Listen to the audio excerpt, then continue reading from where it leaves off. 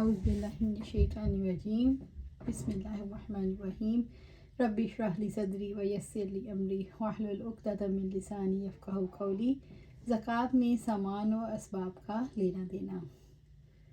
حضرت معاذ بن جبل رضی اللہ تعالیٰ عنہ نے اہل یمن سے فرمایا، تم میرے پاس جو اور مکئی کی بجائے چادر اور لباس کی صورت میں سامان زکوٰۃ لے آؤ، کیونکہ اس میں تمہارے لیے آسانی اور مدینہ منورہ میں آپ صلی اللہ علیہ وسلم کے صحابہ کرام رضی اللہ تعالیٰ عنہ کے لیے بہتری ہے۔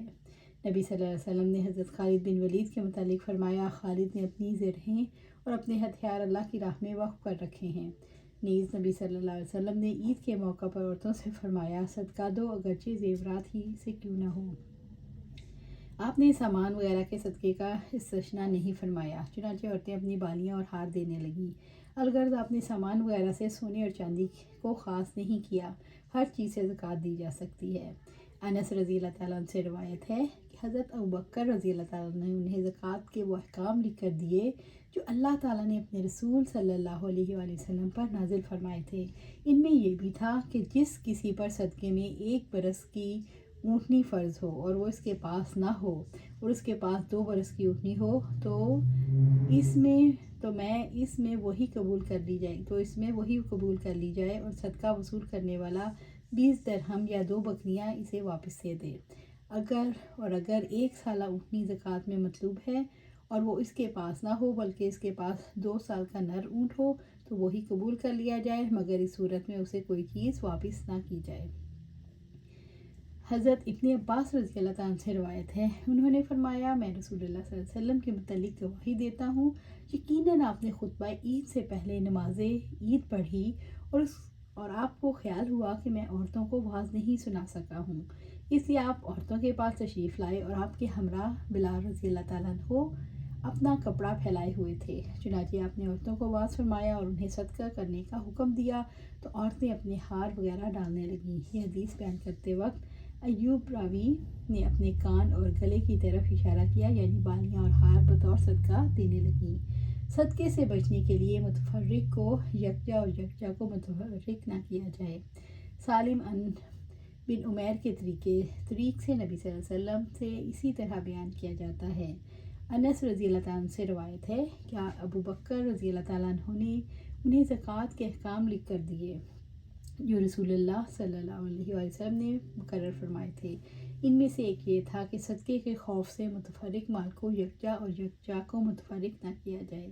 حدیث میں مذکورہ صورتوں کو سمجھنے کے لیے حیوانات سے زکوٰۃ کا نصاب پیش نظر ہونا چاہیے۔ سہولت کے مد نظر رکھتے ہوئے ہم بکریوں کا نصاب اور اسے شرعی زکوٰۃ ادا کرتے ہیں۔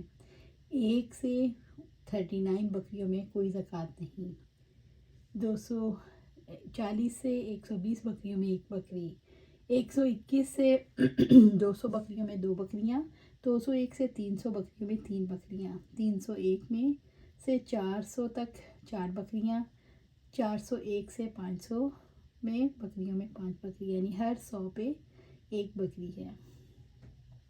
یعنی پہلے جو تھا جب تک 40 سے 120 نہیں ہوئی تو اس وقت تک 1 بکری تھی، پھر اس کے بعد جیسے جیسے بڑھتا گیا 101 ہوتا گیا۔ اسی طرح اگر ہر 100 کی تعداد پر 1 بکری مزید بطور زکوٰۃ دینا ہوگی۔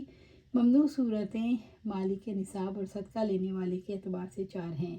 مقصد یہ ہے کہ صدقے سے بچنے یا اسے کم مقدار میں ادا کرنے یا زیادہ دینے کے لیے مال زکوٰۃ میں جمع اور تفریق نہ کی جائے۔ مال نصاب کے اعتبار سے، صدقہ وصول کرنے والے اعتبار سے، شراکت کی بنیاد پر 2 شخصوں کی 50 بکریاں ہیں جن میں 1 بکری بطور زکوٰۃ دینی پڑتی ہے۔ جب صدقہ وصول کرنے والے آئیں تو 25 بکریاں الگ الگ کر لیں تاکہ کسی کو زکوٰۃ نہ دینی پڑے، یا 2 آدمیوں کی بطور شراکت 220 بکریاں ہیں۔ 2 آدمیوں کی الگ الگ 25 بکریاں ہیں، ان میں سے کسی پر زکوٰۃ واجب نہیں، لیکن صدقہ لینے والا انہیں یکجا کر کے ان سے 1 بکری وصول کر لے۔ 2 آدمیوں کی 100 بکریاں ہیں، ان پر 1 بکری زکوٰۃ، یعنی کہ یہ ہمیں دیکھنا ہوگا۔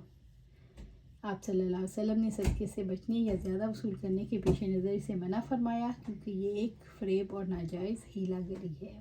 اللہ سبحانہ تعالیٰ سے دعا ہے کہ اللہ ہمیں قرآن و سنت پر عمل کرنے کی توفیق دے اور اس پر عمل کرنے کی اور ہمیں جنت فردوس کے اعلیٰ مقام پر جگہ عطا فرمائے. آمین یا رب العالمین.